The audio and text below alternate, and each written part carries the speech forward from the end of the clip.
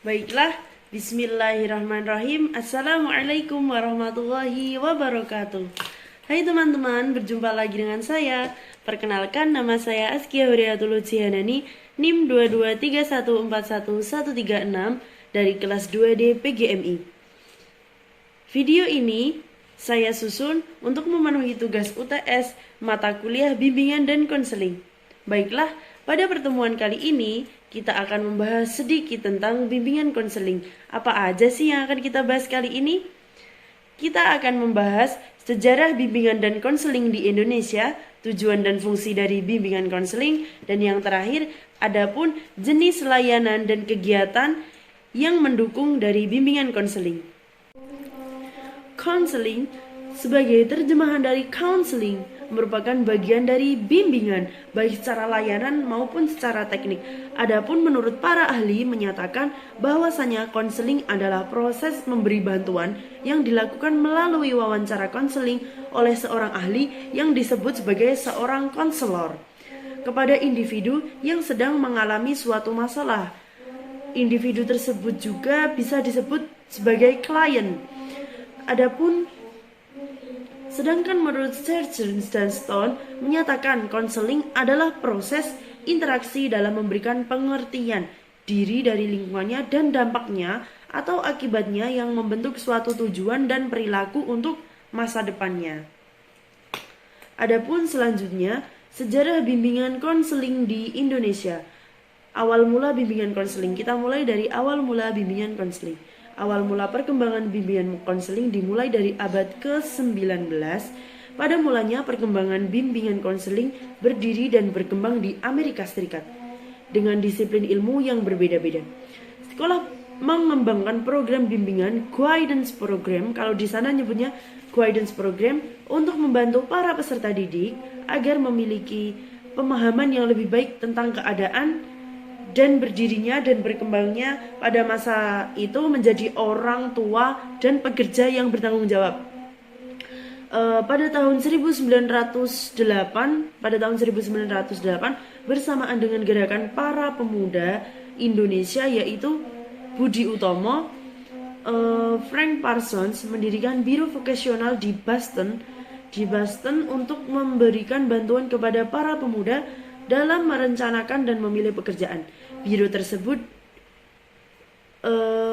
bekerja di bidang profesi dan tenaga kerjaan dan juga memberikan latihan kepada guru-guru untuk menjadi pembimbingan dalam biro vokasional, dalam bidang vokasional seperti itu.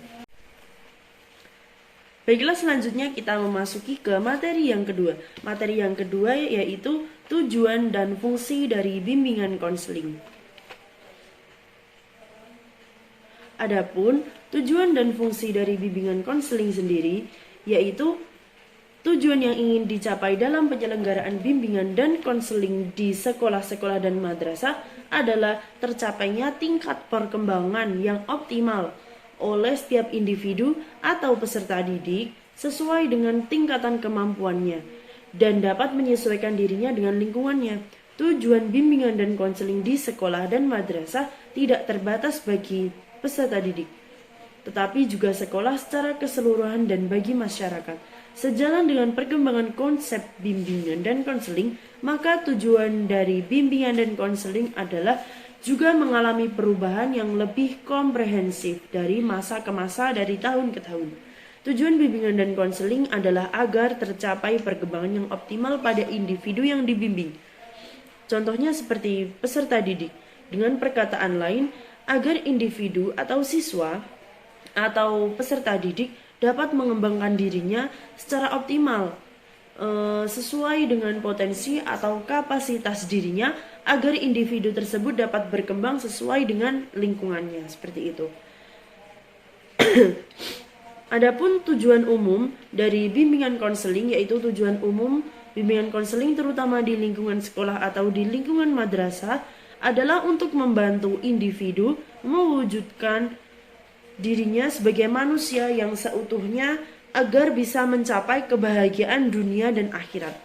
Adapun yang kedua, tujuan khusus dari bimbingan konseling sendiri yaitu yang pertama, membantu individu agar mampu menghadapi masalah. Yang kedua, dapat membantu individu mengatasi masalah yang dihadapinya. Yang ketiga, yang terakhir, membantu individu memelihara dan mengembangkan situasi dan kondisi yang baik agar tetap menjadi lebih sehingga tidak akan terjadi sumber masalah bagi dirinya ataupun bagi orang lain. Selanjutnya, tujuan bimbingan konseling juga dapat membantu peserta didik dalam mencapai tugas perkembangannya agar peserta didik memiliki keimanan dan ketakwaan kepada Tuhan Yang Maha Esa. Bimbingan dan konseling membantu individu memelihara bahkan mengembangkan situasi dan kondisi yang lebih baik agar menjadi individu yang lebih baik juga, sehingga tidak akan terjadi sumber masalah bagi dirinya dan bagi orang lain. Itulah yang merupakan tujuan khusus dan tujuan umum dari bimbingan konseling itu sendiri. Adapun selanjutnya, fungsi bimbingan konseling.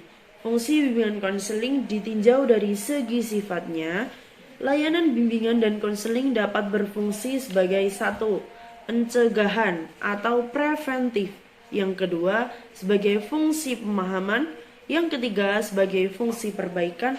Dan yang terakhir, yang keempat, sebagai fungsi pemeliharaan dan pengembangan.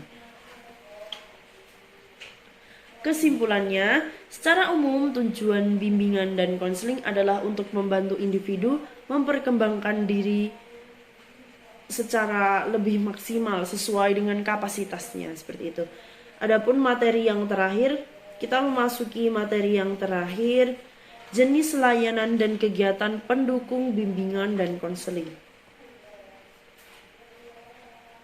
Adapun dalam kegiatan ini, yang pertama ada layanan orientasi, yang kedua ada layanan informasi, yang ketiga ada layanan penempatan dan penyaluran, yang keempat ada layanan bimbel, yang kelima ada layanan konseling perorangan, yang keenam ada layanan konseling kelompok, yang ketujuh ada layanan bimbingan kelompok, yang kedelapan ada layanan konsultasi, yang kesembilan ada layanan mediasi.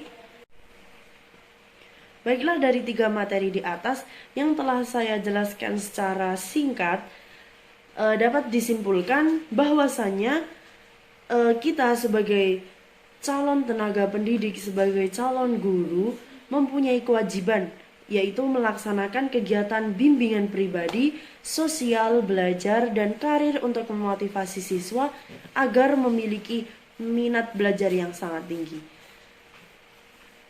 Kiranya itu saja yang dapat saya sampaikan pada pertemuan kali ini. Kurang lebihnya saya mohon maaf yang sebesar-besarnya. Wabillahi taufiq wal hidayah wa ridha wal inayah. Wassalamualaikum warahmatullahi wabarakatuh. Sampai jumpa.